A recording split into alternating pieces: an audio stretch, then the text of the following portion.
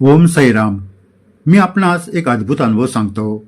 श्री साईबाबांनी त्यांच्या भक्तांसाठी काही मिनिटासाठी वेळ कसा थांबवला होता असा हा अनुभव आहे. तुम्हाला कदाचित प्रश्न पडेल की या कलियुगात हे कसे शक्य आहे. मग हा अनुभव नक्की ऐका, तुमचा विश्वास बसेल.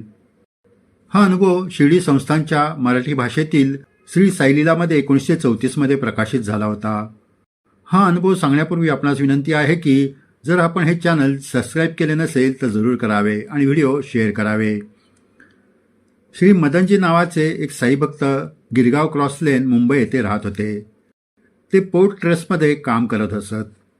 त्यांना 10:30च्या आधी कार्यालयात पोहोचावे लागत होते, कारण त्यावेळी ऑफिसमध्ये पोहोचल्यावर त्यांना प्रथम तेथे ठेवलेल्या रजिस्टर बुकवर सही करावी लागत असे. 10:30 नंतर येथील शिपाई रजिस्टर घेऊन अकाउंट विभागात जात असे.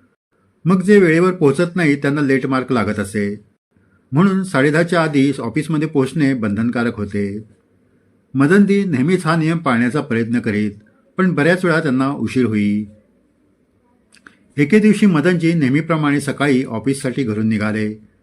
तुम्हाला माहिती असेलच की 1934 मध्ये मुंबईत बसेससोबत ट्राम धावत होत्या. मदनजी या ट्रामने ऑफिसला जायचे. ते प्रथम बोरीबंदरपर्यंत एक ट्रामने जात असत आणि त्यानंतर ऑफिसला पोचण्यासाठी दुसरी ट्राम पकडत असत. त्यावेळी त्यांच्या खिशात घड्याळ नव्हते. घरातून बाहेर पडताना त्यांनी जवळच्या दुकानातील घड्याळ पाहिले. घड्याळात 10:20 झाले होते.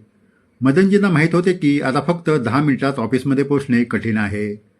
10:30 नंतर ऑफिसच्या गेटवर रजिस्टर बुक राहणार नाही आणि लेट मार्क नक्की मिळणार, असा विचार करून ते ट्रामकडे धावत सुटले.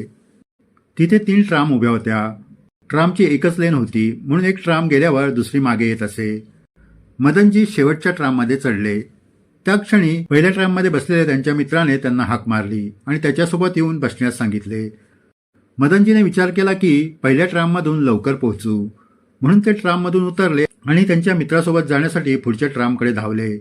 पण ती ट्राम आधीच प्रवाशांनी भरली होती, म्हणून कंडक्टरने त्यांना ट्राममध्ये येऊन दिले नाही.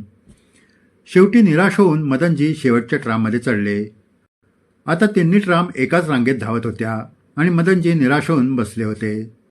त्यांना वाटत होते की मित्रासोबत पहिल्या ट्राममध्ये चढलो असतो तर वेळेवर ऑफिसमध्ये पोहोचू शकलो असतो, पण आता काही उपयोग नव्हता. मदनजी महिन्यातून अनेक वेळा कोणत्या ना कोणत्या कारणाने ऑफिसला उशिरा पोहोचत होते. आजही ते उशिराच पोहोचणार होते. असे लेट पोहोचणाऱ्या नोकरवर्गावर कारवाई होत असे. शेवटी त्यांनी श्री साईबाबांना प्रार्थना केली, बाबा, जर मी आज वेळेवर ऑफिसला पोहोचलो तर मी तुम्हाला शिर्डीत 5 रुपये पाठवेन. काही मिनिटातच ट्राम बोरीबंदरला पोहोचली. तिथून त्यांना दुसऱ्या ट्राममध्ये बसून ऑफिसला जावं लागत असे. त्याचवेळी त्यांची नजर एका मोठ्या इमारतीवर पडली, जिथे एक मोठे घड्याळ होते. त्यावर वेळ होती 10:32. ऑफिसच्या गेटवर रजिस्टरवर फक्त 10:30 वाजेपर्यंत सही करू शकत होतो, फार तर 1-2 मिनिटे जास्त.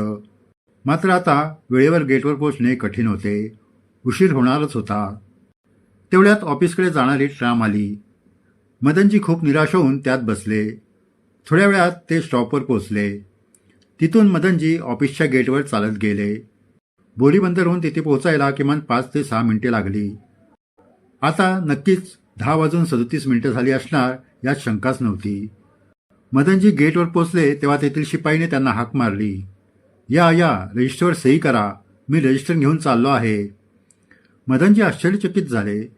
त्यांनी रजिस्टरवर सही केली आणि भिंतीवरील ऑफिसच्या घड्याळाकडे पाहिले. वेळ होती 10:32. मदनजी चक्रावलेच, कारण बोरीबंदरमधील इमारतीवरील घड्याळ तोच वेळ दाखवत होता आणि 6 मिनिटांनी ऑफिसमध्ये पोहोचल्यानंतरही ऑफिसमधील घड्याळ तोच वेळ दाखवत होता. पण हे कसे शक्य आहे?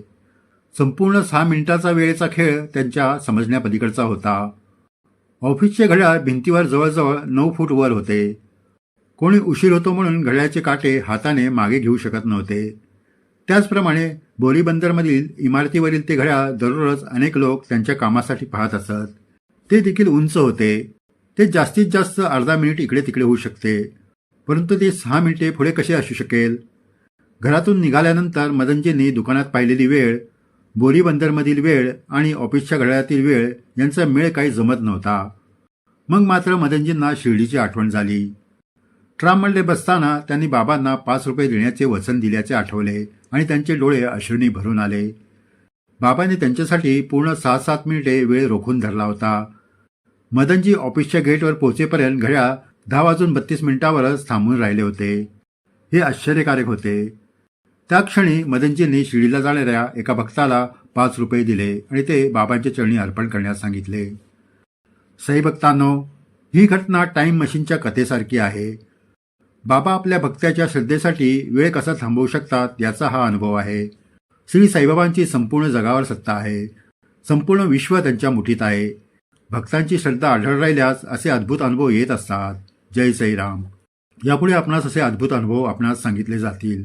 जर आपण हे चॅनल सबस्क्राईब केले नसेल तर जरूर करावे आणि व्हिडिओ शेअर करावे. जय साईराम.